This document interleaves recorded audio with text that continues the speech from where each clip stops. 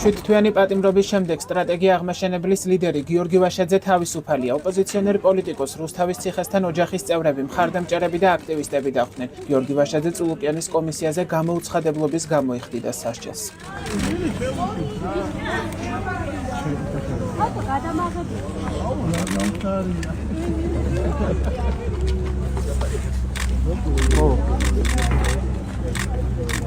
გამოდიშო, გაიკაცო, გამოდიშო. გაითიშა კამერა. აი დროსია. გაითიშა.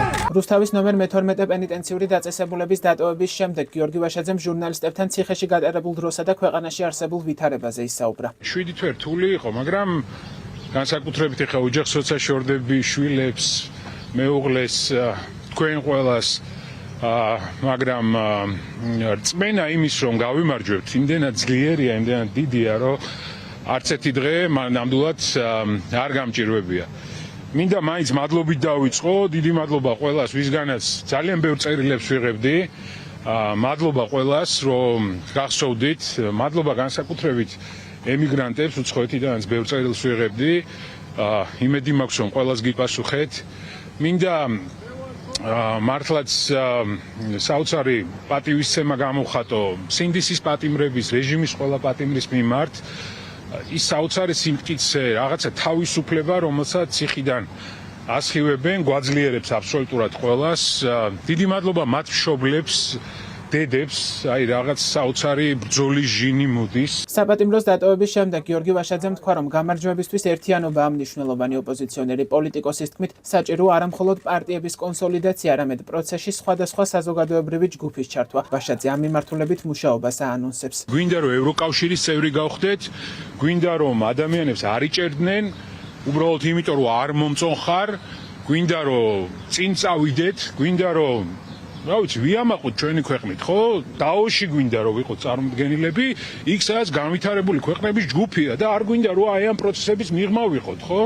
და აქედან გამომდინარე, როცა მიზანი ამხელაა და ერთიანია, ჩვენ რა გვჭირდება? მეტი ორგანიზება. ტურას და ჩემი მოსაზრებები დიდი ხანია ერთმანეთს ემთხვევა. კარგია რომ გზა გაკაფა, სანამ მე გამოვედი. ვიცი რომ ბევრ ადამიანს შეხვდა, მეც ვაპირებ პირველ რიგში ზურას დაველაპარაკო, სხვებს დაველაპარაკო, ყველას ვესაუბრო, აი ნახეთ, პარტიების გაერთიანება ერთია, შემდგომ საზოგადოებრივი ჯგუფები, უამრავი ახალი საინტერესო, კვალიფიციური პროფესიონალია, რომელიც ჩანს. ჩემ მოვალეობად მივიჩნევ, რომ მათ შორის ამ ადამიანებს მივიცეთ შესაძლებლობა, რომ უფრო წინ წავიდნენ, უფრო მეტი გააკეთონ, უფრო რაღაცა სიხალასე, სიახლე შემოიტანონ ამ პროცესში, ხო? და ამიტომ მე უკვე საზოგადოება, ჩვენ ყველას უნდა დაველაპარაკოთ, ხო? მე პარტიული ნიშნით ვერ განვასხვავებ ვერავის, ხო?